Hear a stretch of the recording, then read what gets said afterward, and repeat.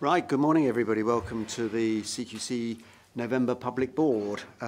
We have apologies for absence from Stephen Marston, who is busy in his university, and Sally Cheshire, who is not well. Sally, hope you get better soon. Also worth noting that Martin Harrison, our normal secretary, is ill, so Naomi has stepped into the breach to take the minutes. Thank you, Naomi, for that. I should say, as I said in previous meetings, if it looks a little odd if you're viewing this online, it's because we are very socially distanced in this room. So I don't know what it looks like through the screen, but if it looks odd, that's probably why. Particular welcome to Andrea Tipping, who is our Equality Network guest this week. Andrea's from our Carers Network. I think that deals with welcomes and apologies. Declarations of interest. Does anybody have anything they need to declare? Okay. I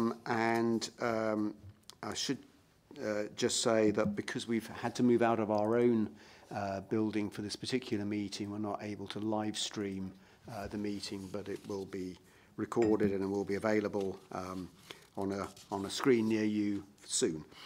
That takes us, I think, on to the minutes of our October meeting. Are they a true and accurate record of everything we discussed?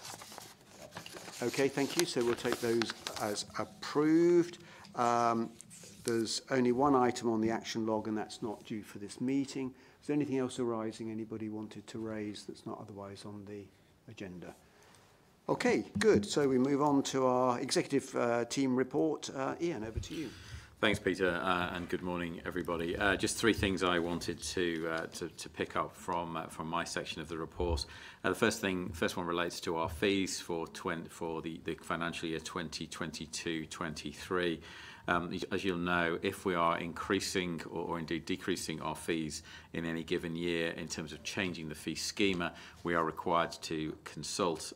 We have decided this year that our fees will not change, which means that for many providers this will be the third year in which fees have been frozen in real terms. As in previous years, though, it's worth just noting that some NHS trusts, NHS GPs and some community social care providers may see a change in their fees, either going up or down slightly, as the fee calculation links to some variables of their business, things like their turnover, their list size and so forth. So as there's no change to the fee scheme and the way the fee scheme is constructed, there is no need to publicly consult on this decision to freeze fees. I think it's fair to say I think it's broadly a good thing, and I think it's a support for providers, a modest support for providers in these difficult times. I want to move on and talk about the Investigatory Powers Commissioner's Office report. IBCO carried out their routine biannual inspection in relation to our operational readiness to use our Regulation of Investigatory Powers Act powers. This is something that means that we have been judged to have been compliant with all the requirements of RIPA. It's something we've always taken very seriously, even though up to this point we haven't used our RIPA powers at all. We have got an item later on the agenda where we'll talk about surveillance and use of RIPA powers in a bit more detail. But I can confirm since this report was written that we have actually had the feedback from IBCO, and we've received a very positive report with no issues. So we are fully compliant, and I think that's a real tribute to the team that work on this. It's a relatively unknown piece of work, but it is something that's incredibly detailed, and we do need to be hugely compliant. It's a very serious area. And finally, before I hand over to Kate, I just wanted to just pick up a couple of recruitment issues. I'm pleased to announce that Dr. Jane Chidgey-Clark has been appointed as the new National Freedom to Speak Up Guardian. Jane will be joining us, and obviously the Guardian's office is a subcommittee of the board. Will be joining us on the 1st of December, so we look forward to welcoming Jane to the team. And we expect to be able to announce the new Health Watch England director in the coming days. So we're hoping that certainly before the next board meeting, meeting, but I'm hoping in the next week or so we'll be able to formally announce the name of the new Healthwatch England Guardian, Southwatch England Director, I should say, in the next few days. So that's it from me, Peter. Unless there's any questions, and then I'll hand over to Kate. Thank you. Okay, Kate. Good morning all. So a brief update on closed cultures. So we have now published our quality of life tool, which is our new methodology to enable us to really understand what it feels like to receive care within a service. This is one of the many actions we've taken to enable us to really effectively identify and regulate services that we think are at risk of closed cultures. So that has been published to support transparency in our tool, and we are evaluating that pilot and looking at next steps for rolling that out. And also we've been piloting our new tool around talking mats to aid communication. Again, it's been quite a small pilot and we are in the process of evaluating that and looking at next steps for rollout. And if I may, Chair, I just want to mention one other thing before I hand back to yourself for questions. Since our last board, vaccination as a condition of deployment for care home workers and those visiting or attending care homes has gone live. It went live on the 11th of November. Just want to take this opportunity one more time to just reiterate to all the way that this is going to be implemented from us as a regulator is that we will be proportionate and we will look at everything, take everything in the round when we consider what steps we might need to take if we go into a service where we aren't assured that that the registered manager's taken the steps they need to make sure that their staff and visiting people have had their double jabs. So just wanted to flag we'll be proportionate. Also want to note that we are going to be keeping a continuing close eye on the impact on workforce. So we talked in State of Care about an exhausted and depleted workforce across health and social care. We note that in social care, in a sector with large vacancy rates and high turnover, this vaccination as a condition of deployment is another component that's potentially going to put pressure on that workforce. So we've been working busily with Mark's team in intelligence and digital to look at how we may draw out in every interaction with a social care provider a question about what impact workforce is having on their ability to deliver quality care, to enable us to have a good understanding at an individual provider level of that impact, but also to be able to tell a kind of national story about what's happening with the social care workforce. So that is in development at the moment, and I hope to be able to update board a bit more on that next time around. So that's it for me. Thank you. Thanks, Kate. And Mark. Thank you, Chairman, and thank you, Kate. Really good news about the quality of life tool and also talking mats. I just wonder if you could tell us a little bit about the plans to train our inspectors on their capability for these tools for their use in inspections. Thank you, Mark. So a smallish number of inspectors have been trained on talking mats. It's 19 to date. So we wanted to develop the training, run the training, and then evaluate it. With our quality of life tool, 125 inspectors to date have had briefings on it and have had the tools made available to them. Again, this is a moment where we need to pause and we now need to think about the next scale of rollout, which again I can update on. We are due to come back to board in January to reflect on the whole of the Closed Cultures programme, and that might be the time that I can also give board a fuller update about where we go next with both of those training programmes. Thank you. Anything else for... Oh, Robert. Thank you. Thank you, Chair.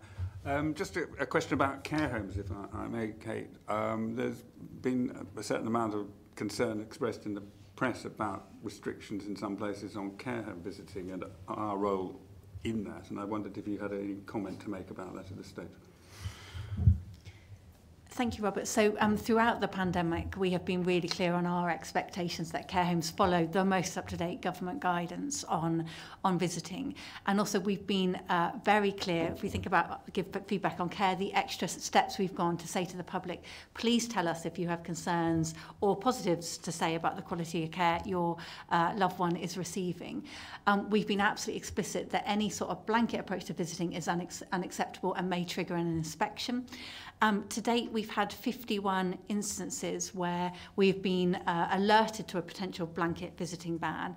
We've taken action in every one of those 51 instances, and the number of those have significantly reduced in recent months. I've said before, but I think it helps reiterate, visiting is happening, but it does feel very different for families. So it might feel that they need to phone up and book in advance, and it might be a time slot, and it might be in a different part of the care home building. So I don't think any of us are sitting here saying that visiting is exactly the way it was before the pandemic. Because it does feel very different. But what I can give the board assurance on is in every instance where when a concern about blanket visiting has been raised to us, we've taken regulatory action. Thank you. I just wonder, I mean, this is a story that's been going on pretty well throughout the pandemic, but I wonder whether you have any reflections on why some places are still having blanket bans in the light of the guidance which says they shouldn't be, and in the light of our organisation's view that they shouldn't as well. So this is less of an issue now, Robert. So those 51, give me 2 seconds and I can tell you when the time frame that they came in. But it was a while ago that those concerns were brought to our attention. And actually, when we dug into it, it often wasn't a blanket visiting ban. There were only a smaller than a handful number of instances where we needed to actually take action, such as issuing breaches. Often there was a mismatch of expectations that was at the heart of what was going on with those 51. So from, we're looking at visiting on every care home inspection that we've done, and to date in this financial year, we're talking about 3,000 inspections we've done of social care providers in total. And I would say visiting is happening, but it feels very different to the way it did before the pandemic. Thank you. Anything else? Kate, had you finished? Okay, good. I didn't want to cut you off early. So, Ted, I think we come to you. Thank you, Peter. So as I've been discussing with the board over the last few months, there have been increasing pressures in urgent and emergency care that is impacting on ambulance services and emergency departments and hospitals more generally. The board may well have seen the latest performance figures from last week, which showed that the situation is still getting worse month by month. The delays in accident and emergency departments are increasing. There is a real concern about ambulance response times, both for life-threatening and urgent response times, which reflect the fact that the ambulances are often held at hospitals because of the handover delays in urgent and emergency care. And also, the board will have noted that the number of patients waiting for elective procedures has again gone up month on month last time. So there are enormous pressures on the acute systems at the moment. Earlier this week, the Association of Ambulance Chief Executives published a report. It actually came from January, where they're looking at the harms that patients suffer because of delays in ambulance response times and in ambulance handovers. And they made very clear the real concern there is around patient risk from these delays in the emergency care pathway. And I think this remained really very much at the forefront of our minds. This affects the patients, but also affects the staff who are working really very hard to deliver the service under immense pressure at the moment. And talking to frontline staff, talking to the leaders of the services, is very clear that their staff really are under enormous pressure, and they describe exhausted staff who are really working very hard under really difficult circumstances to keep the services running. In the long term, as we said in State of Care, there needs to be new models of care. The model of care has not kept up with the demands of the population. There needs to be new models of care around emergency care, but also around elective care. But in the short term, as we go into winter, there needs to be more capacity in the whole urgent and emergency care pathway. And that means capacity in community services, so that people can access the care they need in the community. They don't need to go to a hospital. It also means capacities in emergency departments, and a lot of emergency departments are physically still quite small and have not been developed, and so hospitals need to find more capacity in emergency departments. It means more capacity in hospital inpatient beds, and the inpatient bed capacity is constrained by COVID restrictions still as we go into winter. And it also means there needs to be more capacity for hospitals to be able to discharge patients when they're ready to go home. And again, this is something we very much highlighted in State of Care. I don't know if, Kate, you want to come in at this point just to talk about social care aspects of this. Thank you, Ted. So in State of Care, we reflected on the scheme that was stood up in the run-up to last winter around designated settings. And this is where, in a local place, commissioners decided to purchase capacity within care homes where someone in hospital who was COVID positive could go to that designated setting as an interval arrangement before going on to their usual care home. We reflect in State of Care how that absolutely did add additional capacity into the system. I think at its peak there was about 1,700 beds in designated settings. We stood up a new inspection methodology that meant that we were able to go out and provide assurance that the setting was able to isolate that group of people, had a bespoke workforce so that, that there wasn't any risk of transmission, etc. So we reflect in State of Care that designated settings worked really well. Last year, we called for the funding to enable local systems to make some long-term decisions and investments in designated settings. And we stand here ready, should systems make decisions coming into this winter, to re-stand up some of those settings again. We can respond. So colleagues, the links between capacity in social care and capacity in hospitals, capacity in ambulances are really very close. We make that point in State of Care, and it's never been more important for a whole system approach to urgent emergency care going into this difficult winter. As we go into winter, we have maintained a supportive approach wherever we can. We released the updated guidance, the Patient First guidance, which is about how emergency medicine can put safety first, because at this stage it isn't so much meeting targets, it's making sure that patients are kept safe in whatever way they can be in the system under pressure. And as we go into winter, our approach to inspections of urgent emergency care is going to be a whole system approach in a coordinated way, trying to identify where systems can find more capacity and provide more consistently safe care as we go into winter. So we will continue to inspect services over winter, but we recognise that our normal approach to inspection, followed by enforcement action, may not be the solution that the system requires at the moment. It needs support, it needs help in finding answers to what is really a very difficult problem. Thank you, Peter.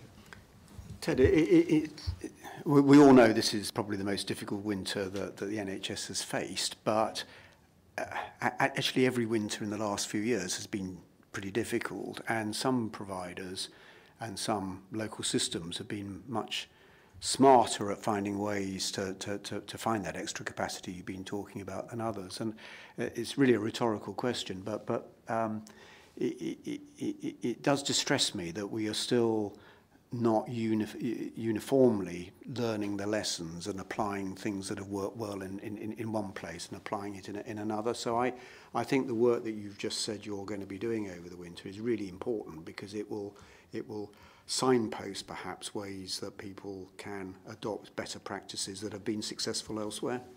I think that's entirely right. And of course our Patient First guidance was very much about learning from the solutions that people have found practically had worked on the ground.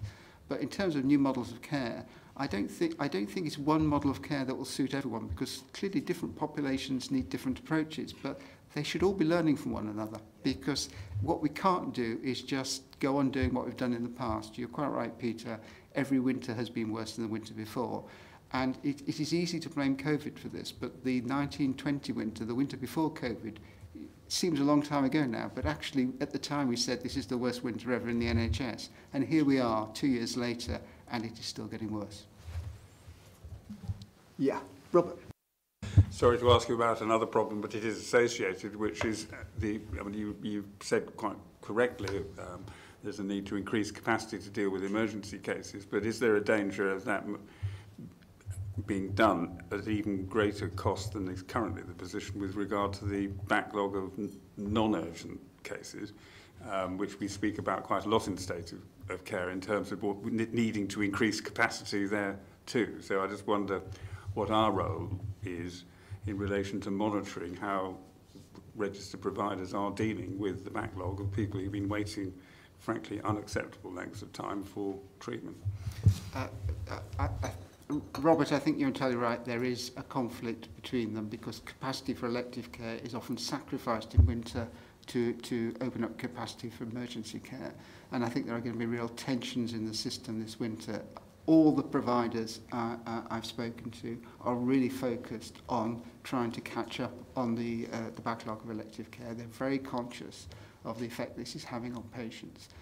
And I have to say I've been impressed by some of the work they're doing to make sure they are prioritising those patients in the greatest need first. And I know they'll do everything possible to protect that elective capacity at the same time as managing the really difficult problems in the emergency care pathway. But I think there is a tension. And when we talk about new models of care, we need to explore how we can protect elective care from the annual pressures it faces from the winter surges of urgent emergency care. And that means more dedicated elective centres. And I think the board will probably know that there's already plans to set up some standalone investigation centres, which I think is going to be really very powerful in that, in driving forward some of the capacity in terms of doing investigations for people. Okay, thanks, Ted. Tyson, I think we're on to you. I was going to cover in the performance update, if that's okay, Peter. Okay, that's fine. That's good. So that then takes us to Mark, who's going to give us a nil report, I hope. Yes, no security incidents report, Peter. Right, well, that was very swift. Oh, Mark, sorry, it wasn't that swift. Mark. I know we have a nil report from Rosie, but I have a couple of questions for Rosie, if we could take them now. Absolutely. Okay, thanks. So, Rosie, just looking at our response to Walton Hall and the successful trial of talking mats and the launch of our quality of life tool, are there any learnings from this work that could help us and Her Majesty Prisons joint inspections for adult prisons and secure training centres such as Oak Hill Secure Training Centre that we've talked about before? Thank you very much, Mark. Yes, absolutely is the short answer to that. So we are very much involved in the closed cultures work because closed cultures, as you know, can occur in all settings that we regulate actually, and it's not just about people in buildings necessarily as well. But in terms of the secure training centre inspections that we do collectively in partnership with Ofsted and with Her Majesty's Inspectorate of Prisons, we do look at pathways and we track children's experiences through the inspection process. We don't specifically use those tools as yet, and we will be certainly very interested in the evaluation of the pilots that are happening, but we do speak individually to the people on site. We do have some constraints on how we do that because very often we need a member of staff present at the same time when we do that because of the nature of the settings. And likewise in prisons, sometimes because of the nature of the prison setting, we're not able to speak to prisoners alone, but we do risk assessments to see how we can get information from prisoners and make sure that the custody staff are happy if we can see some prisoners alone to get more information. We also, as part of those inspections, look at neurodiversity and we look at learning disabilities, and that is very much considered within our joint inspection approach.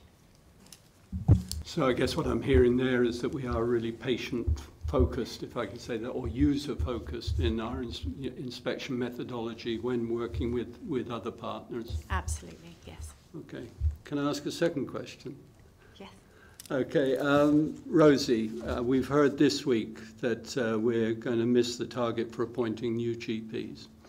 And that'll be partly missed because of the time it takes to train new GPs. So I just wondered whether in your discussion with other ALBs and the Royal College, is there any discussion or traction to appoint physician associates in primary care? Because there's been a very successful launch in the hospital sector. And, why is it successful? It's a lower training time, and they work in a multidisciplinary team. They play an important role in case histories, in referrals and triaging and soon possibly prescribing. So it seems to me that that could be a model that could transfer into primary care and overcome some of the challenges that primary care is facing. I just wondered if any discussion like that that you could... Yes, certainly, and it's a really timely question, Mark, because we are concerned about recruitment, retention, and the numbers of GPs, and there's lots of vacancies across primary care, and as just to echo what Ted was saying earlier, the demands are huge at the moment, and we have a very tired and exhausted workforce in primary care in the same way we do in our other settings, and so real concerns. I believe, and I really support the direction of travel of much more multidisciplinary team working in primary care. The manifesto commitment was for 26,000 new members of primary care staff, and that was for people across a whole range of different professions, including physiotherapists and pharmacists and other professions, which I think will actually really improve the quality of care for people if they're deployed in the right way, and it will actually also support the primary care workforce and making sure people get the care they need. There are some physicians associates already in primary care, but not very many, not as many as are used in the hospital sector, and our view is that actually it's really beneficial to have a multidisciplinary team. We need to make sure that anyone going into primary care, there's correct supervision and governance arrangements, and people are supported in those roles, because you work in a slightly different way in primary care than you do in a hospital. You work in a more autonomous way very often. You don't work with sometimes in the same team structures as you do within a hospital, but very much welcome the multidisciplinary approach, welcome physicians associates working in primary care, and I'm looking forward to considering with other stakeholders and other partners as to how we can support people into working in the primary care setting. Thanks, Rosie. I mean, that's really encouraging, and I know that you spend a lot of time working on these challenges, and look forward to hearing more. Thank you. So, thank you. That was a great discussion on a nil report. Chris. Just a few things to update the board on. Obviously, since our last board, we've published the State of Care report. As colleagues have mentioned, there's been really strong support, not only from stakeholders across all parts of the system, but also from government itself. And on the day of the report, which has a strong focus on workforce, there was a commitment by DHSC to provide some additional funding for the outsourced care workforce. So a really strong support for the report and its messages, and a good debate also in the House of Lords on the day. The issues around staffing, which Ted has highlighted, remain, and actually there was a report out today from NHS providers which uses some of our messages in State of Care and elsewhere to talk a bit about not only what the concerns are, but also what individual organisations are doing to address the point. I think it goes back to your point, Peter, about there is some good practice out there, but it has to be more widely shared, and I think we've got a strong part to play alongside NHS providers in that work. Just to give a quick update on the bill, we're continuing our engagement with partners across the system, so the Local Government Association, ADAS, NHSE, NHS Providers, NHS Confed, around the bill. We've got, it's interesting that the written evidence is often a sort of, it gives a sense of where different stakeholders are, and I think there's strong support from across the sector for our future role in the bill. The issues around how we rate and how we rate across both ICSs and local authorities, I think, are some of the main areas of topics of discussion. But I think there'll be some further developments there that will put us into a good place. And then lastly, I just wanted to just give feedback on care, just in terms of the current contract. I've talked before a bit about the current campaign, but we begin the campaigning process again in January. So one of the things we've been doing is to look at how well we've improved, not just our general reach into people using services, but particularly to BME groups, people with experience in maternity services, carers, people with long-term conditions, and people with particular disabilities. And we've actually seen a really strong increase in those particular areas where we've targeted those groups. So we're going to continue that approach in the campaign from January, and I think it's a testament to both the ability to bring off a good campaign and also the ability to create a platform that is easily accessible, which I know we've done with our colleagues in digital some 18 months ago. That was it for me. Thanks, Chris. So any other questions or comments on the executive report? Great. So Chris, Usher, let's move on to you and the performance report. Thank you. So it's the quarterly update. So the first time we've got visuals against the new business plan. So I'm going to pull out 5 objectives to talk about and then open it out for comments. So the first one was in terms of analysing data we capture and interpret it to identify risk. So just as a reminder, where information we have does not evidence that we need to reassess the quality or rating at a service, we now publish a short statement for that service on our website. This means that since April, 60% of registered locations have had a published statement or a monitoring call or an inspection. The latter two involve contact with the provider, and slide 4 shows that 12% of registered locations have had this regulatory contact since the 1st of April. We're currently reviewing our trajectory for the year, what is forecast and potential ways we can increase delivery for those areas. Alongside that, slide 5 outlines that whilst the KPI focuses on the contact we have through our assessments, we also have regulatory interaction with a high volume of providers through over 85,000 inquiries received each month for context. I'll pause there because I don't know, Tyson, if you wanted to come in at this point and just talk a bit more about what we're doing around the regulatory contact. If that's okay with you, Chair. I mean, I'm focusing particularly on the KPI in the report to do with our regulatory contact and some work I've been doing with the senior leadership of the inspection teams about how what we can do to increase that. And in doing that, that's particularly to focus on whether we can free up capacity elsewhere to do some of the other priorities of the board and of the chief inspectors. Working with the deputy chief inspectors, we've come up with a 3-point plan. The first point is about increasing capacity, and in particular whether we are making enough use of our bank inspectors. The bank inspectors are people who are a surge capacity, so to speak. They are trained and they are expert in what they do, and they are currently being deployed on some of our inspections and with some of our inspection teams. But the question, what we've asked is, are we making enough use of them, and can we actually deploy them in more frequently in order to increase our capacity?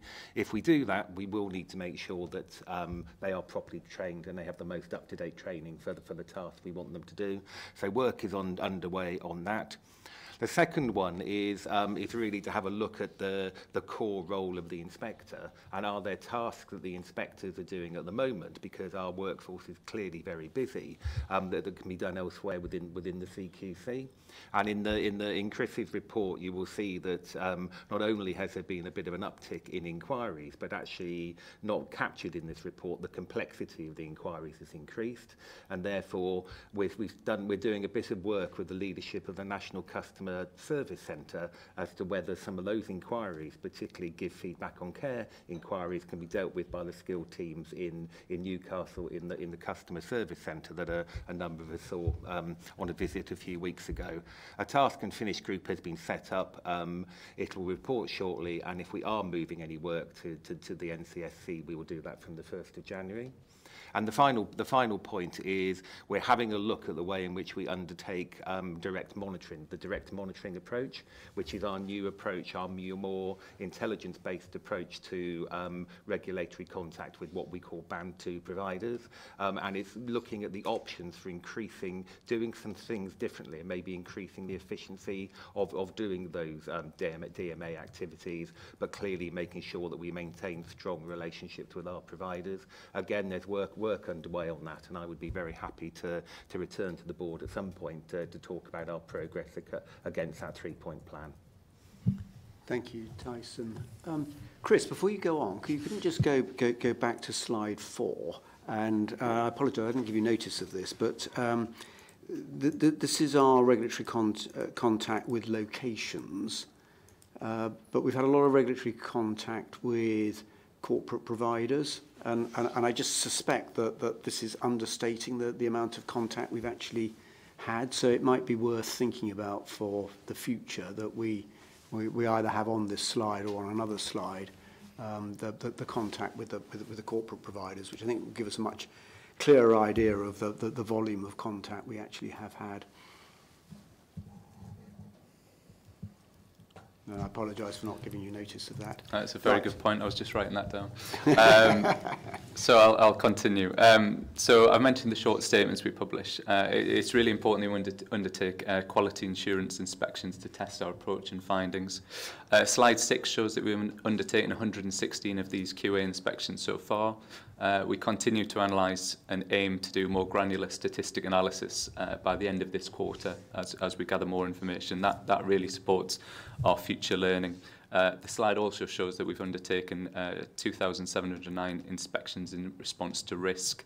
Over 50% of these were rated as requires improvement or inadequate. In terms of our ensuring we offer a timely registration service, slide 7 brings out the registration performance to date. We're aiming to reduce the average number of days across our registration process by 15%. As you can see in the data, simple applications is currently at 20.1% reduction, so kind of exceeding our expectations, and very much on track with normal applications, which is 12.3%. Again, Kirsty, I don't know if you want to come in at this point and just talk about how we've done that. Or...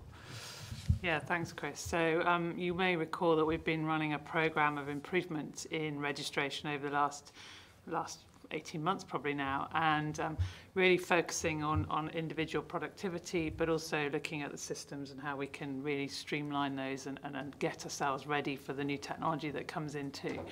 And also working with providers and the groups, the support groups, to make sure that we understand, the providers understand that the changes that we're making around that.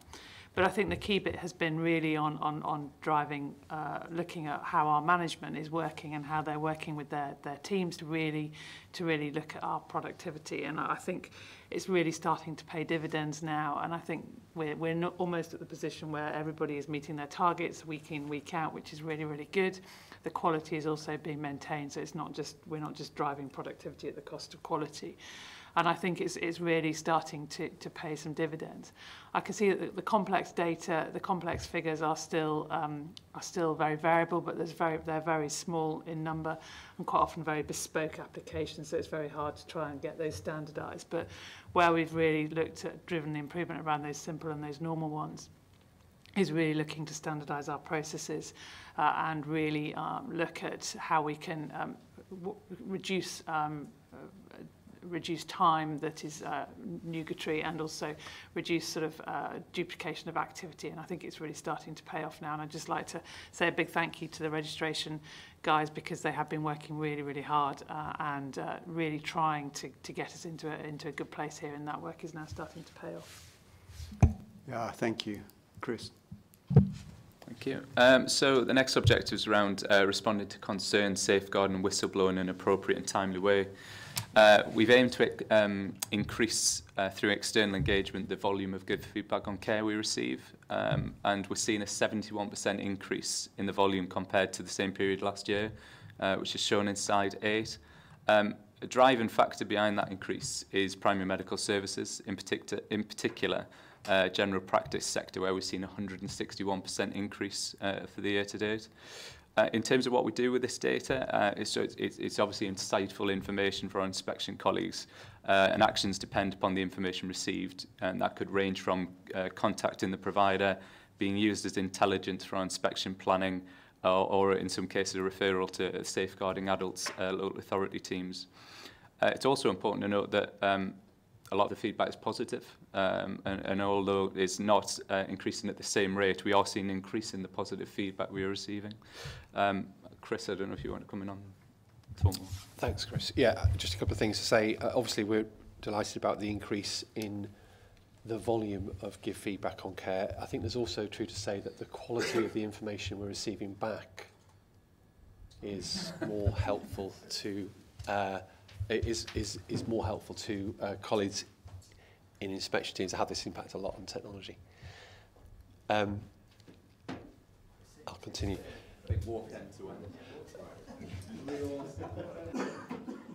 Kirsty, you wouldn't like to shut that door. I don't think it makes any real difference to the light.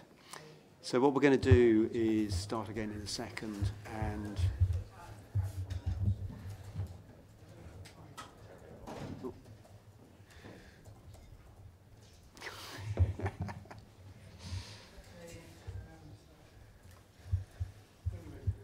okay. So can I just say to anybody who's watching this remotely that we've had some problem with the lights, so we're carrying on in rather different lighting, which is why it will look a little different and a little odd on your screens. Maybe the lights will come back on before we finish, maybe they won't, I don't know. But Chris, over to you. Thanks, and just to respond to Chris's note about give feedback on care, there has been, as colleagues have mentioned, a 70% rise, which is fantastic. We're particularly pleased and grateful for the rise from Healthwatch. Their own increase has been 23% in terms of the amount of feedback we receive from them. And alongside Carers UK, Disability Rights UK, Mind, Patient Association and the Relatives Relatives Association, we've seen a real partnership about encouraging that feedback. What's really important about the feedback is it, as Chris says, it is leading to responsive inspection activity. And importantly, we're able to do that and also make sure that individuals themselves are both supported through the process and protected through the process as well. So many of the feedback is very detailed and gives a real sense of what needs to be achieved or what needs to be done. And we can use that information both anonymously and also when we receive the details of the individual. So I think it's a tremendous improvement. I'm hoping we can maintain and grow that as we enter the next campaign, as I mentioned earlier. Thanks, Chris. Back to t'other Chris. Thank you. Oh, sorry, Robert. Chris, that's very encouraging. Obviously, the greater the feedback there is, the more information we have to act on. One area of feedback, I was wondering if we have considered whether it can be exploited more, and we at Healthwatch are keen to try to do this but haven't yet found how to do it, is the textual feedback that is used, it comes into the friends and family test, which is the family and friends test, which feedback, which is a score, but also people have the opportunity of putting text comments, of which apparently it's a massive amount, and at the moment it may be used by some providers internally, but it's not used anywhere else. And that would, of course, provide both positive and negative feedback. And I just wonder whether you have any comments on that. So Mark may want to come in as well, but what I would say is that probably the most important place where that feedback is used is with the provider. And one of the things that we do when we go in and we talk to a provider is to help understand how they are using feedback directly from their service users. Because actually, information which comes directly from a service that is actioned by the service and leads to an improvement is the best solution. So we do monitor it as part of our ongoing assessment of how organisations are responding to the needs of their service users, and I know it's used as part of our thinking around the inspection activity. But we are encouraging organisations to use that feedback directly. I was talking to an organisation a month or so ago around maternity services where they've used that feedback directly to change the way maternity services operate. So we will keep an oversight of it. We do as part of our ongoing dialogue. We also receive it ourselves, I know, into our intelligence team's work. So it is captured by us, but I think it's as important, if not more important, that it's dealt with locally. We have to have oversight of it to make sure we understand it, but I think it's important for the organisation to be able to action it locally. Well, I'm glad to hear we do capture it, but do we have any means of mining it ourselves yet, or is that just beyond the technology? Mark, sorry.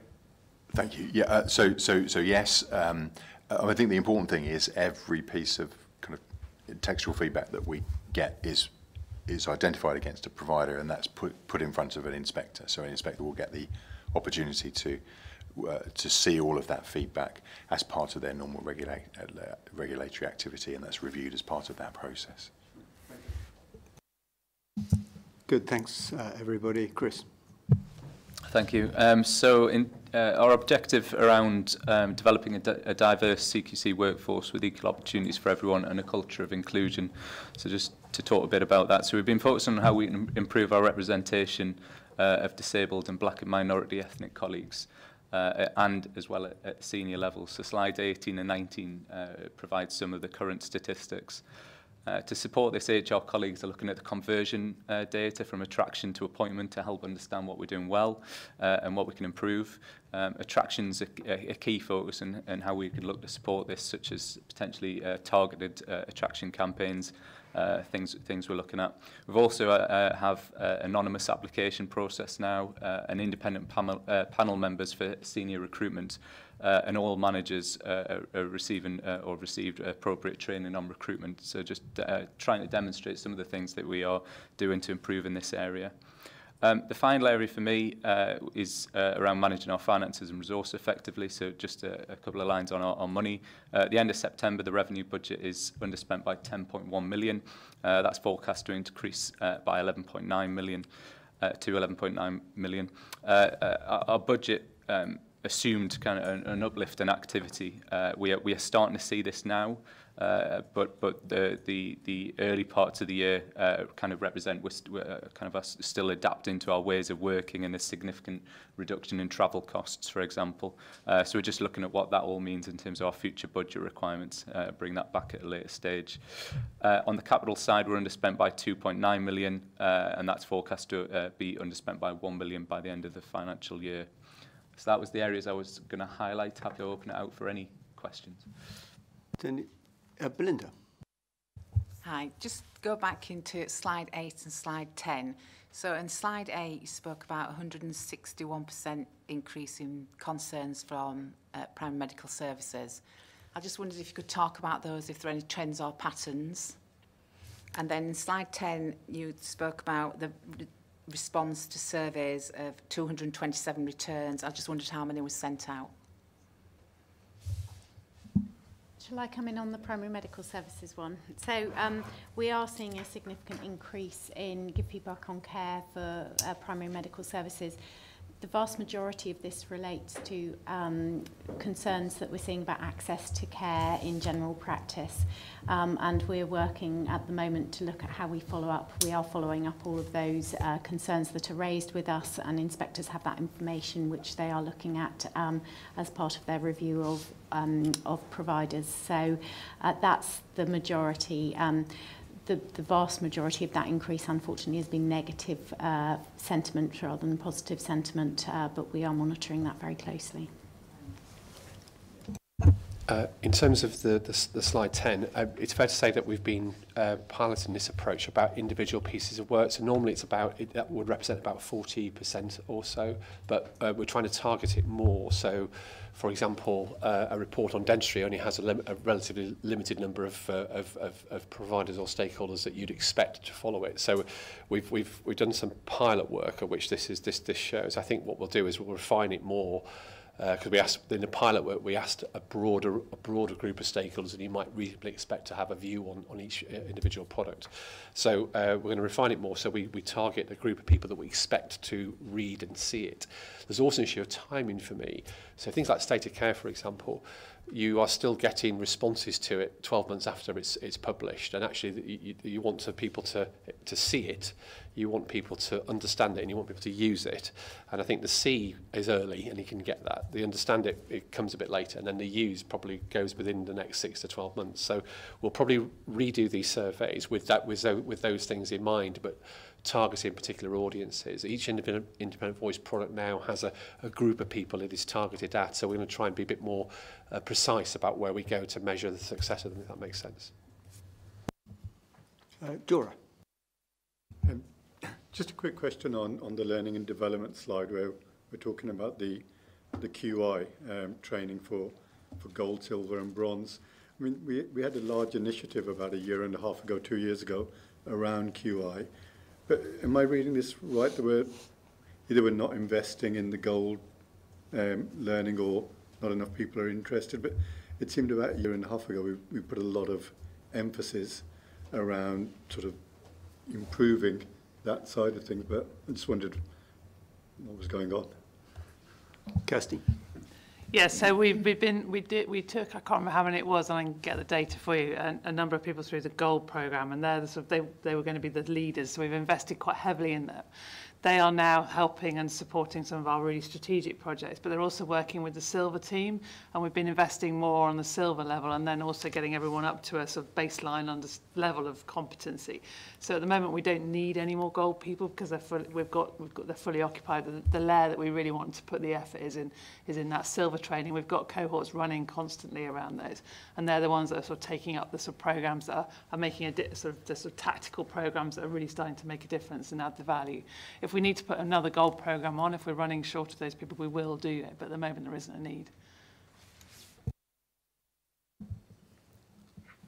Okay, you happy to move on? No, with you, Kirsty, I think. So I'm going to update on our change program and also our people. We'll do the change bit first, take some questions, then come back to people if that's okay. So it's been a busy few months across the change portfolio since we last reported. Some really good progress has been made, particularly around planning and resources, and that's resulted in the portfolio now sitting at an amber-green rating, which I think is showing an upward trend, and I'm hoping that will continue as we move forwards. What we've been looking at over the last few months is thinking about the work around our implementation, really starting to think about how we're going to do that, and then also enabling us to really start to think about how we want to prioritise our delivery and what that means in terms of work that we have to bring forward, so we're really ensuring that we're focusing on the right things at the right time. We've split our work into 4 key phases. So the first phase is to deliver in March. And that's going to give us enough processes and systems and structures to enable us to test out our new ways of working in pilot form. That work is on track, and that will enable us to really understand what we want to, how we're going to work going forwards, and really be able to fine-tune our ways of working. We're now focused on doing the planning for our phase 2. And the phase 2 is going to be this wider implementation of our new ways of working for our operations model. And that work and that planning work is now ongoing, and we're looking both in terms of the work that we need to do in that space, but actually also how we're going to implement that and start to think about how we're going to make sure we have a seamless and smooth transition from how we currently work to how we're going to be working going forwards. We've also been doing lots of engagement with our colleagues, so we've been really focused on making sure that our colleagues can contribute to our design planning work and really helping us contribute their knowledge and experience to help us shape the future of the organisation, and particularly around the ways of working and the organisational design. And we've spoken to over 2,000 colleagues across the organisation in various connect and share workshops, and they've been helping us contribute to pulling the information together. As well as this, we've also commenced a programme of external engagement where we've been starting to have conversations with providers and service users about the new ways of working, and so we can start to explore how we might how we're going to interact with them in the future, and particularly thinking about our channel strategy.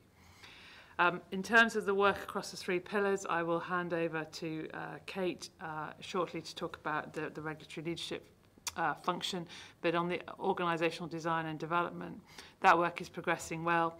All our key milestones have been met, and the focus has been around designing and delivering, thinking about our new structures and how we're going to support our new ways of working to deliver on our strategic ambition as we move forward. So Kate, do you want to update on the Pillar 1?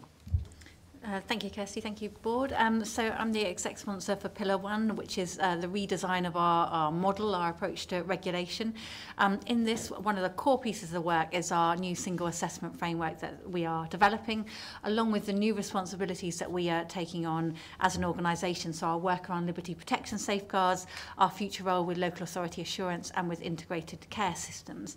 And the ambition of Pillar 1 is to come up with a single coherent ask of what we need when it comes to the design of the regulatory platform and what we need in terms of the organisational design and development for our colleagues. So there's a vast array of work that sits within this new model, this regulatory framework that we are designing as we speak, and we are working closely with Pillar 2, which is the org design, and Pillar 3, which is the regulatory services, to inform what we need from those two parts of the business to deliver the ambitions of the first pillar.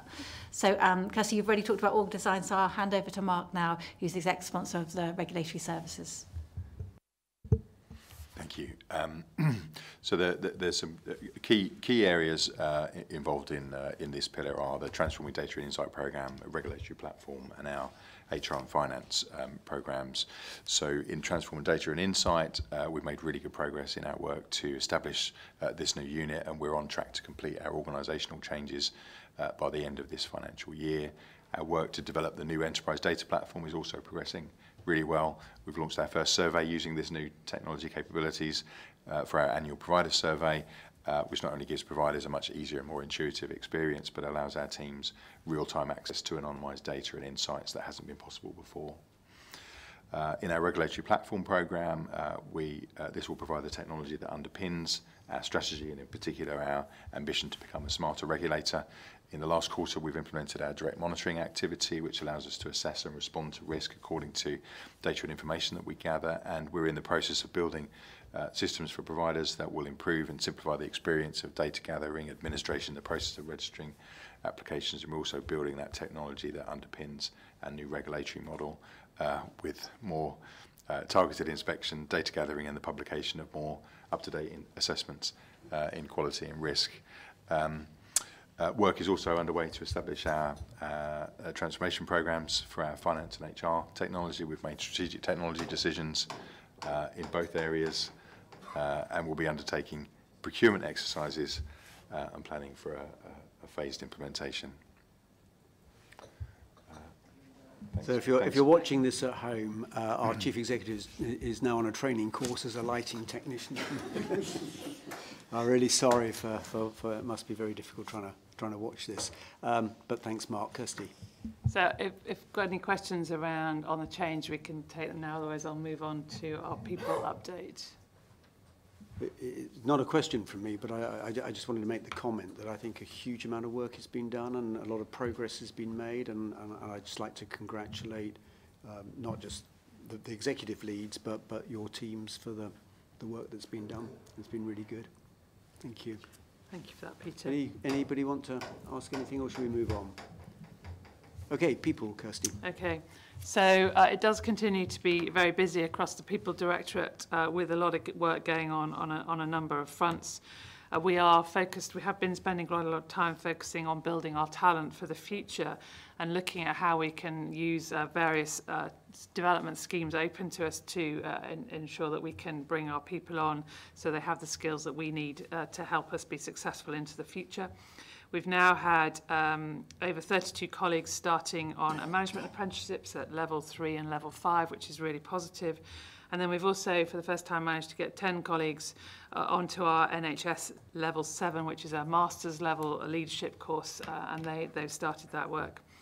And then we've also been, for the first time, also been able to secure some places on our Disability Rights UK programme, which is a management development programme for colleagues with disabilities, and that again I think is going to be a really, really positive addition. There's lots of work going on across our diversity and inclusion agenda, and I'm pleased to say that we've been able to replace our diversity and inclusion manager, who will be sadly missed, but we've got a new person starting, which is really really positive. And we've also been doing lots of work in terms of inducting our new diversity and inclusion coordinators, and these are people that have applied to join the diversity and inclusion team. They're people from across the business who are going to work within the directorates to be the sort of point of contact to ensure that our diversity and inclusion programs are fully embedded across the various bits of our business. And they've now started and have got a detailed training program to get them up to speed so that they can really start to add value quickly. And I think it's really a really positive move. We've also in the process of pulling together the work for our Disability Equality Standard Report and our Workplace Racial Equality Standard reports as well, and we'll be bringing those back to report in Q4. We're also looking at building our capability in terms of our line management capability, particularly looking at the skills and capabilities we need to lead through change and also the capabilities we're going to need into the future. And as part of that, we've developed a new programme of work. That was released a few months ago with the first few modules and was incredibly successful, and we were sort of sold out within a few days on that. So we've actually put on some additional courses for our colleagues to really particularly focusing on leading through change and leading in uncertainty, and I think those are going to stand us in good stead. Also, at the end of this month, beginning of December, we are hosting our second all-colleague virtual conference, which is a really good opportunity for everyone to come together across the organisation to look at key messages around our strategy and also our future way of working.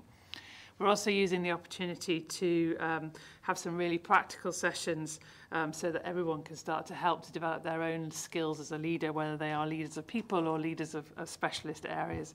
And I think that hopefully we'll build on the success of last month, and we've got some really very inspiring and exciting speakers coming to speak to us at that session.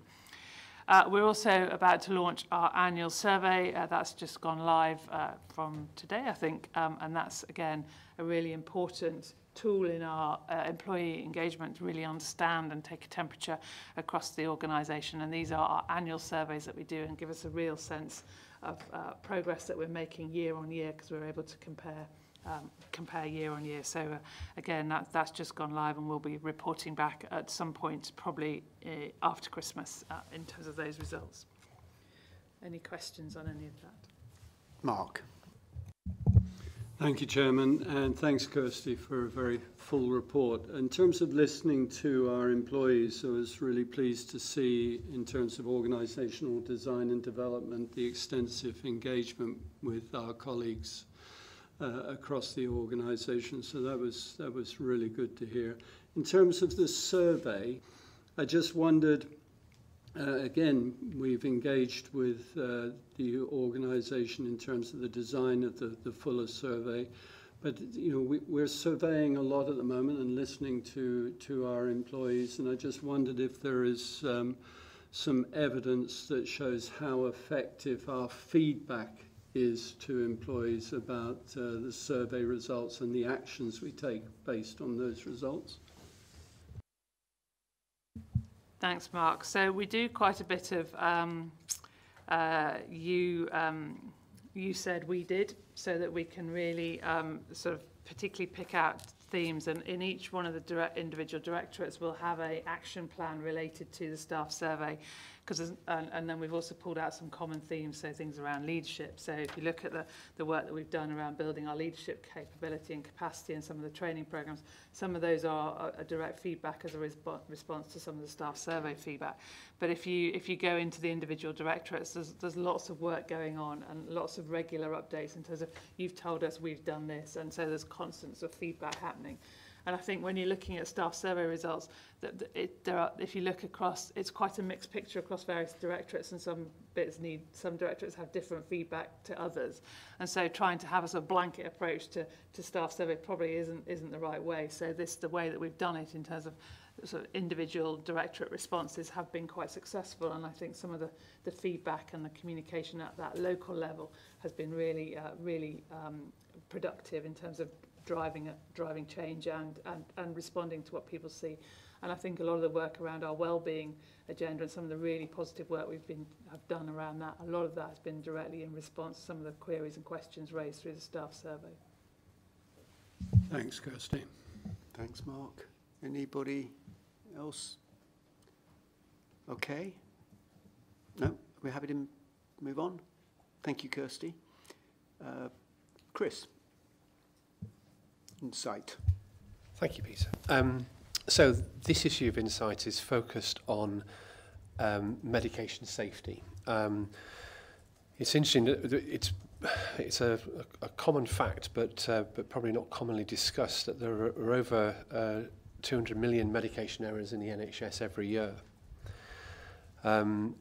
What this report tries to do is to sort of talk a little bit about what we know from our role and from our team's work around what is working well, particularly the team approach, how incidents are reported, what we can learn from that, and also where we still feel there are concerns.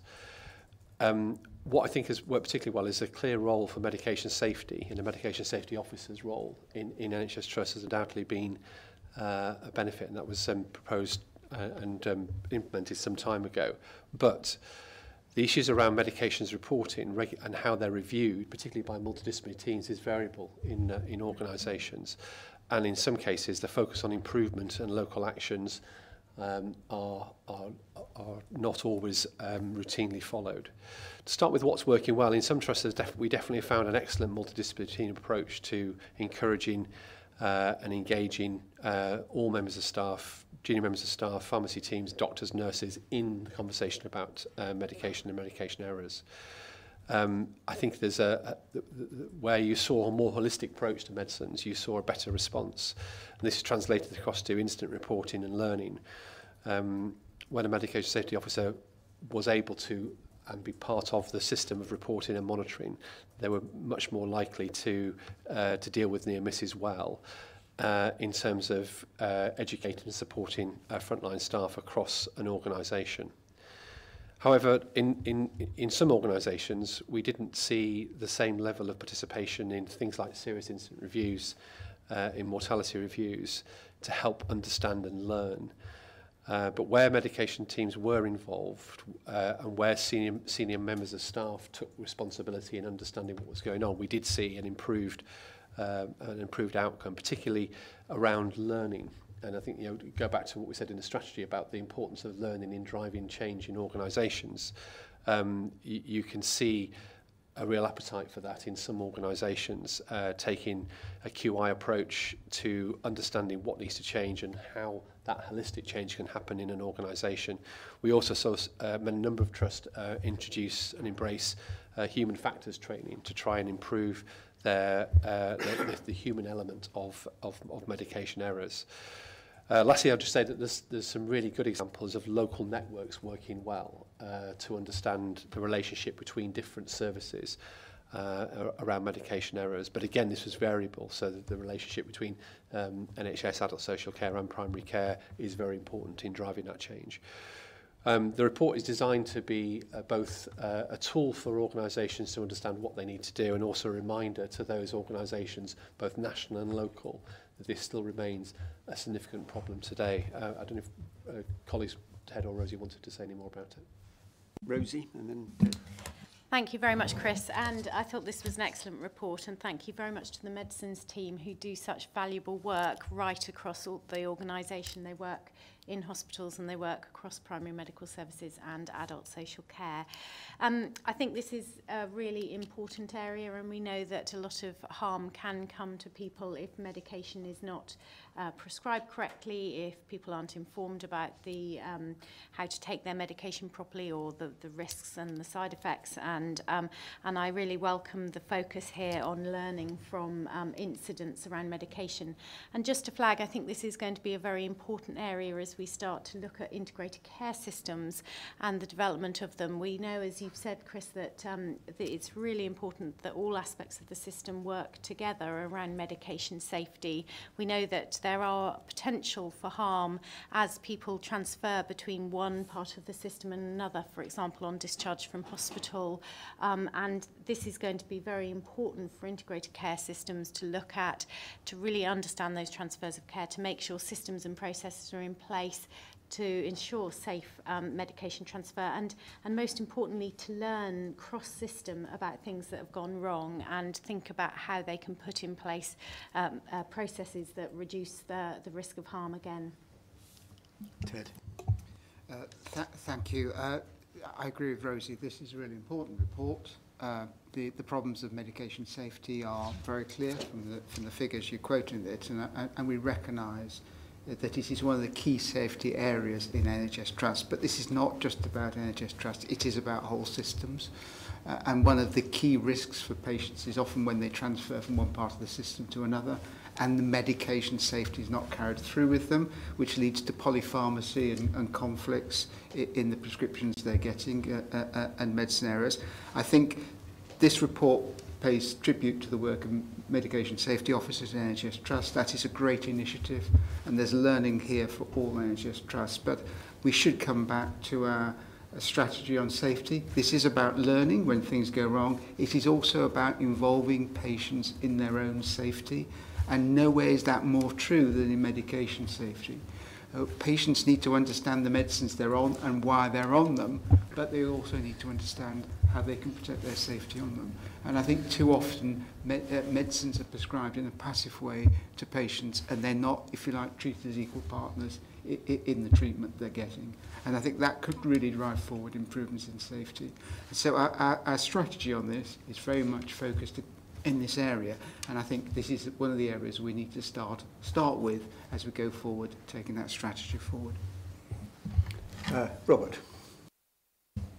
Just if I could just endorse what Ted has just said. I thought this was a really helpful report, but one of the concerning points, it seemed to me, was that while it's good practice to have a patient representative on the safety committee, very few trusts do that. To my mind, patient representative is important, but of course it's only the beginning of an understanding of what you need to do to enable patients to understand their medication and to comply with whatever's needed. I wondered what we as a Care Quality Commission can do, not only to ensure there's a patient representative on a committee, but there's some meaningful understanding being developed within providers about their relationship with their patients, which requires a rather, I think, would suggest broader engagement with patients than lumping it all onto one poor representative on a committee of professionals. Can I come back on that? Because I entirely agree with what Robert has said on that. This isn't just about having a patient representative. It is involving every patient as far as possible in decisions about their own care and understanding their own care. One of the key figures in this report is the 237 million patient errors every year in the NHS, which is a phenomenal number. And many of those will cause harm, but it is surprising how many of them don't cause harm. And that must raise the question about whether those medicines were necessary in the first place. And unless patients understand the risks and benefits of medicines and why they're on individual medicines, they will never be true partners in their own care and true partners in their own safety. So, Chris, I thought this was quite depressing. And the reason it's depressing is that one would have expected technology to have started to substantially reduce the number of medicines errors, and I don't think it has. So I think this is something we need to come back to, as Ted and Rosie have both said, and understand whether the good things that should be in place to start seeing that reduction are actually being applied. I think that's a really good point, Peter. I think there is, just to slightly depress you less, if that's there are some good examples emerging of the use of technology to Ted and Rosie's point about how organisations work together and also how they work with to give people using those services a lead role in how they care for themselves. And there are some really good examples. There are not enough of them, but those that exist, I think, are worth. We're talking to and tracking those examples as they appear in each local area, and I think there is something about how we understand why those examples work. What were the environmental ingredients that made it possible to do that? It's about how we share data and information. It's about how we involve people who use services. It's about how organisations talk across their organisational boundaries and people talk across their organisational boundaries. I think it's important that we can maintain an understanding of that as we support the improvements that we need to see here. Yeah, and all I'm saying, Chris, is that we need to return to this. Rosie. Yes, and just to emphasise what Chris was saying, I just want to highlight a little bit of best practice I saw a couple over the last couple of weeks, which involved lots of different parts of the system working together who were going into people's homes, and something very simple, a complex care GP was leading down this work and saying, show us your medication, and asking people who went into the homes to show them the medication, and they were sadly bringing back bagfuls of medication that wasn't taken. Clearly that's a huge risk for error. There's also sustainability factors in terms of all of that waste, and cost factors as well in terms of medication that is not taken as prescribed. And very often that's because people either don't understand why they're on the medication, they don't understand what they're taking it for, or they're confused about their medication. And I think this is something we really need to get that focus on. But as Chris says, it requires everyone in the system to be working together to tackle this. And if anybody's interested, since we started this discussion, there have been 4,500 medicines errors in the last 10 minutes, on average. So it's a big subject. We need to come back to it. But thank you, Chris, for the work. Are we happy to move on? And Mary, you're extremely welcome. We've been having problems with the lights, so if the lights suddenly go out, Mary, don't be concerned. We just carry on. But hopefully, now you're here, it will all be light and sweetness. So, Peter, if I can just say one intro before I hand over to Mary. So really pleased to have Mary here today. She is our Senior Responsible Officer for the Closed Cultures Programme of Work, of which surveillance sits within it. So we are coming to board today for a decision, and I will hand over to Mary now to give you a flavour of what's in the paper and hopefully get a conversation going. Thank you. Thank you, Kate, and good afternoon, everyone. So, this is the arena about enhancing our approach and our effectiveness as a regulator for the purposes of protecting people using services. So I've had the pleasure of being at board several times over the last 18 months to update you on the progress of Closed Cultures project, and the next major update will be coming in January. But ahead of that, there is this decision to be made today. Surveillance is one of the 6 work streams for the project, and as a reminder was prompted by the recommendations within the Glynis-Murphy review and also from the Joint Parliamentary Committee on Human Rights. So, by way of background, we have had powers under the Regulation of Investigatory Powers Act for 11 years, and they've been granted to us for the detection and prevention of crime, which is usual, and more unusually for the protection of public health. And we have powers to undertake both directed surveillance and human covert intelligence sources. What we do not have is the power to use intrusive surveillance. So we are not talking about placing cameras and listening devices in services. That is completely off the table. It's also important to remember that should we decide today to use the powers, the context in which they will be used, which is the context of the regulatory offences under our existing legislation, and not in the wider world where the police, in cases of assault and so on, would be the primary prosecutor. This is not about replacing what the police do. We would continue to work with them in those circumstances. The use of these powers is itself subject to regulation, which is important to note. And also I wanted to stress that the position I'm bringing to you today is as the end product of 16 months of both internal and external engagement and discussion. And that includes discussion with other regulators about how they use their RIPA powers. So the recommendation that the project is making to you is that we both retain and deploy the powers that we've got in very specific circumstances and for the protection of people. The majority of this activity would be people at a desk looking at a computer. It would enhance our ability to collect and use evidence in the world of unregistered providers and also increasingly digital services. And in very, very exceptional circumstances, might we deploy a covert resource actually into a service.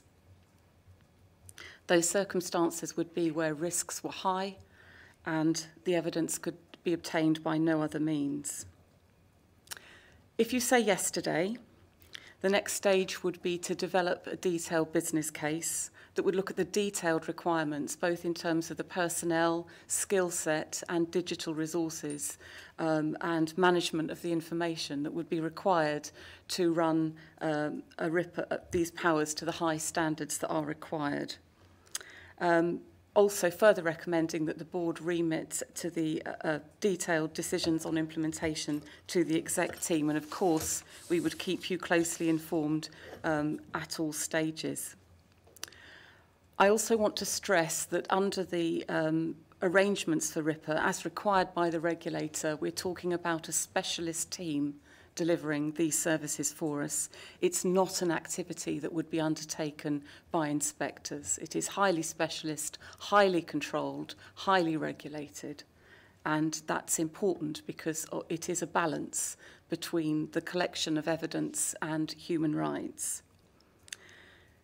If we agree the recommendation today, that will meet the recommendations that Glynis Murphy made in her reports and will enhance our ability in the areas I've described of unregistered services, digital services, and exceptionally in those high-risk cases where we have no other route. And that is the decision I am looking for and happy to take any questions. So, Mary, thank you. And I think it's just worth saying that this is the end of what's been a lot of work. I know there's another phase that you go into, assuming we agree your recommendation. But this isn't the first time the board have discussed this and got our minds around it. You said earlier you've been many times to the board on this and other related subjects. So, and I just make that point because I hope we're at a point we can now agree your recommendation, and we don't need the long debate we would normally have. Having said that, if anybody wants to raise any questions or make any comments, let's do so. So, oh, Robert, thank you. Yes. You'd expect a question, wouldn't you? I mean, this is obviously an extremely important subject. Obviously, so far, there's been a lot of engagement, not only with the board, but lots of other people. We're aware, if only because of certain regular attenders at our meetings, that there is significant public interest in what we do or don't do in this field. Is there a stage at which we have a public consultation about what we do, and if so, when does that happen? Chris, I think we probably have done that. Or have we done that? Or at least... But not... List of things that's going wrong with the technology today. Let's add this to the list. Yeah, I think so. I think what Mary was saying is that these are powers that we are using the full extent of our current powers that we have under the Act. So there isn't these are granted to us by Parliament, so that we're just in a sense exercising our ability to. But we have had a number a wide engagement on this topic over a number. I think. Probably as Mary's tone of her conversation with us said, we've had a long conversation with this.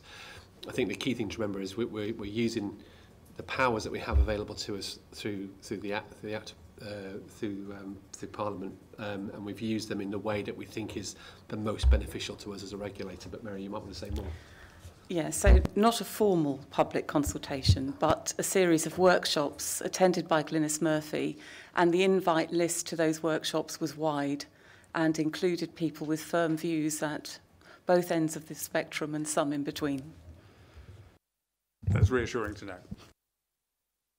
Thanks. Anybody want to raise anything else? So are we happy to support the recommendation that's in front of us? Good. All agreed? Excellent. Mary, thank you very much. I know you've done a lot of work in this, and we're really grateful. It's an important thing to decided this morning, and then obviously, as you say in your paper, there's the next stage to get to, but thanks very much. Thank you. So if we are then happy, let's move on to our provider mental health collaborative review.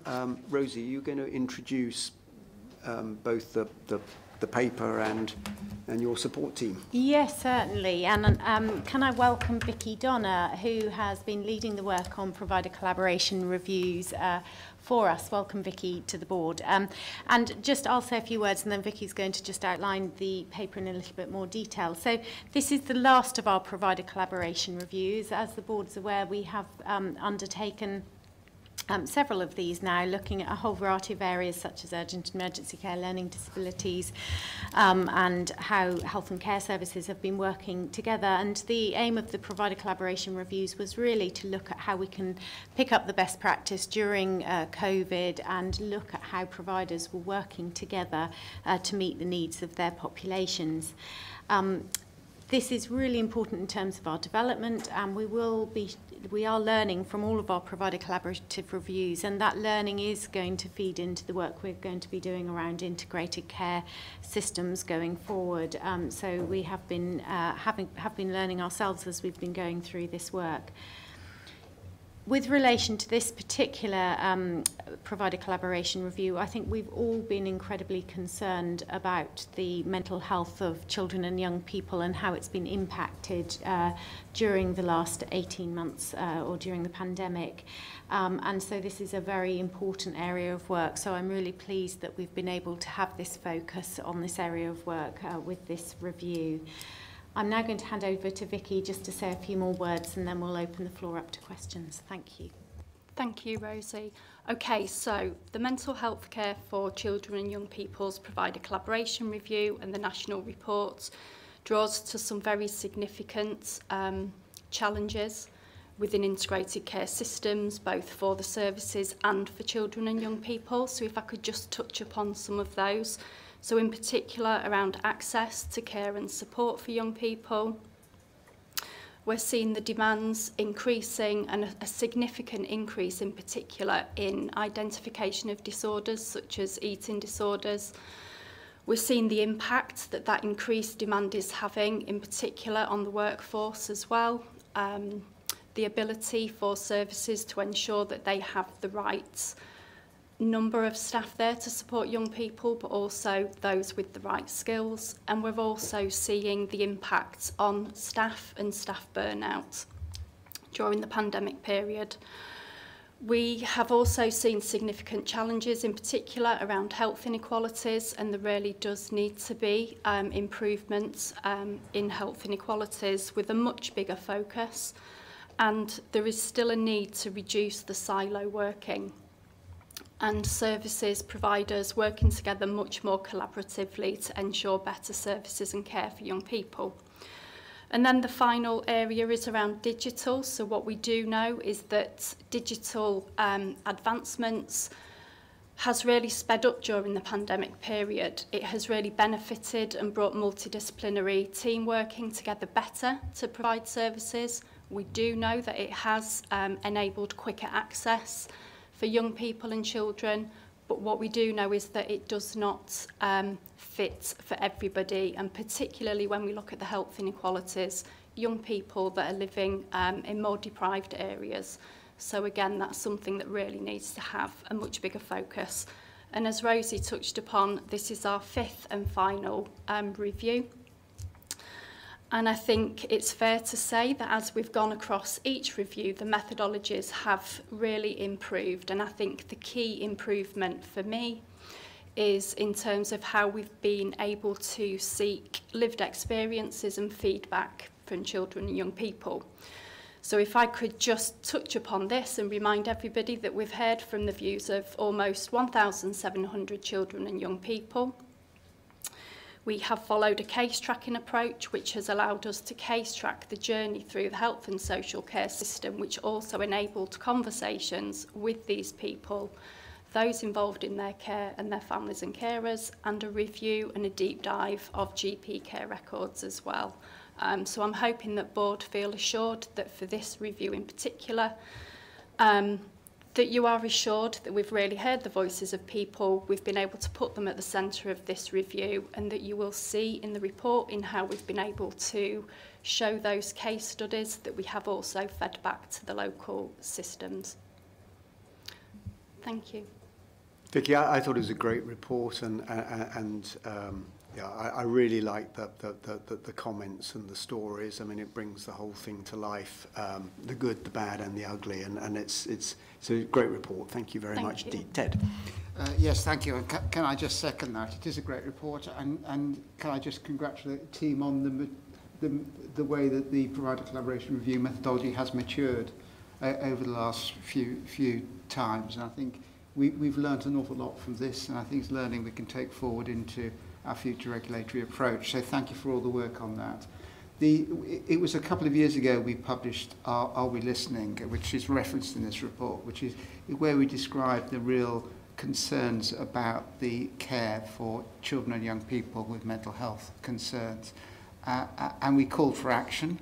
I think about a year ago we published an update saying there'd been some commitment but very little action had taken place. And I think this report really highlights the problems that the services have faced under COVID, but they are not new problems. They've been exacerbated by COVID, but they're not new problems. And I think this is yet again one of the issues in the health and social care system that has not had the attention it should have had in the past, and COVID has really brought to the fore.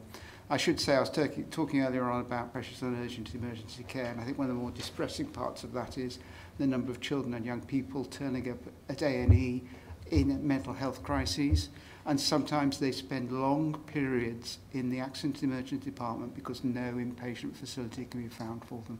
And you know, patients sometimes, these young people are sometimes spending several days in an A&E department waiting for an inpatient accommodation.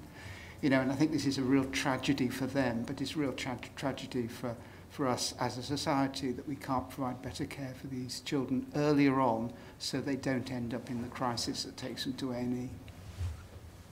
Thank you. Thanks, Ted. Other thoughts, comments? Oh, Mark. Thank you, Chairman, and thanks, Vicky. Just echo what a great report this is. Just on page 82 in our diligent pack, you talk about inequalities, and there's again features this issue that we hear quite a lot of, which is that the reporting is not done properly. We heard this quite a lot on the DNA CPR work that we did. So I just wondered whether there is, in your view, something that we can do to shine a light on the importance of reporting effectively, especially when we talk about the importance of care coordination and collaboration across care providers. I'm just conscious Vicky might not have access to the page number, so Vicky, it's on page 14 at the Equalities Monitoring Data. Thanks, Rosie.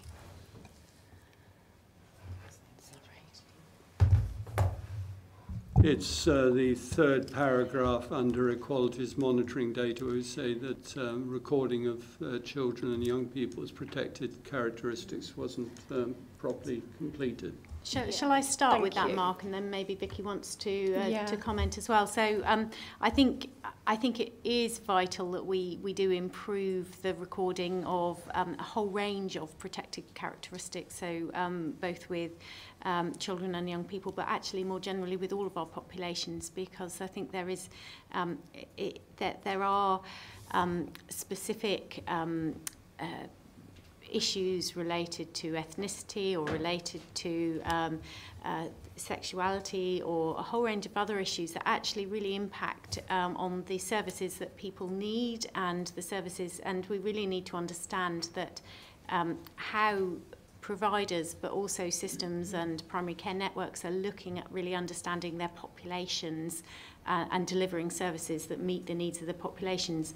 That's going to be very difficult if people don't understand what their population in the first place. So I think it is going to be important for us to really think about how we encourage better recording of protected characteristics and how we make sure that going forward that services both at provider level and at system level really use that data to really consider how their services are set up. So I think there is a lot of work still to do in that area, and I think that's something we do need to focus on. So. Oh, Chris, sorry. Just to echo that point, there's some work that the ONS have been doing around how the regional variation between reporting, because it's a national issue, but it's also a regional and local issue as well. And I think there's some work we can do with them. There's an ambition that they have around creating a health and care index for different areas, and it's built upon obviously data like this. But there is a as Rosie said, there is a and as it says in the report, there are differences in the way this data information is captured. I think there's something we can do working with them to sort of highlight the variation about how it's reported well and where it isn't, and also to guide ICSs and other organisations responsible for regional health to take this into account, because as Ted said, these services should be built around people that use them, and I think the start point of that is you need to know who the people are. So there's a really strong connection for us back into our working systems. Okay, so I think everybody who's spoken said what a great report it was. I therefore assume that the board is happy that we publish this report, which we will do with the board's agreement immediately after this meeting. So, Vicky, thank you very much. Thank everybody else that's been involved in producing this, and thanks to you, Rosie, as well. Thank you. Great, good. So that is the end of the meeting, other than if there is any other business anybody wants to raise. So that then takes us on to questions from the public, and we have two, both from Robin Pike. The first is, how is CQC currently regulating COVID vaccination centres? These may be run by different bodies. If memory serves me right, Rosie, you've answered this question before, or something similar to it, but perhaps you'd like to answer it again. Well, I think Ted and I will do a quick double act on this, if that's okay. So just, I think we have answered this question before, but just in terms of primary care and vaccinations being delivered in primary care, we continue with our risk-based approach. So we are looking out, we follow up any concerns that are raised about vaccination in primary care. On our inspections, we look at vaccinations and systems in place. Clearly in primary care, vaccination is not new. For years, primary care has been running a whole range of programmes in vaccination, such as flu and the childhood immunisation programme. So it is something that they are very familiar with, and something our inspectors are very familiar with when they are inspecting. So we don't have a specific arrangement around COVID vaccination, but we are following up any concerns and using a risk-based approach. We developed last summer a structured assurance tool for the mass vaccination centres, and we spoke to each of them and continue to do so to ensure that they have the right assurance in place to ensure safety in their centres. And of course we follow up any risk that's identified. So we have an ongoing process of assessing them, and just to pay real tribute to the way the centres were set up. And I think our flexible approach to regulation helped them operate quite quickly, which is to be, I think, celebrated. I agree, thanks, Ted. And then the second question from Robin is, what can CQC do to improve the subtitles for their public board meetings? Members of the public with hearing disabilities have difficulty following proceedings. Mark. Thank you. And it's an excellent question. Accessibility is a very important issue. It's worth noting that we've always had subtitles available on our recorded board meetings, and the live streaming is a recent service that we've introduced, and we have plans to introduce subtitles for the live streaming in the very near future. It's worth noting there's an awful lot of work that we do focus on around accessibility, both internally and externally. Another example of some work that we've launched recently is the new British Sign Language only service that we've launched for our contact centre, which allows anybody who can communicate only with British Sign Language to communicate with us in the through a new kind of live BSL service. So it's a good question, and that's something we'll be introducing very soon. So good question, but a good answer as well. Thank you, Mark, very much indeed. And that brings our meeting to a complete end. Thank you all very much indeed.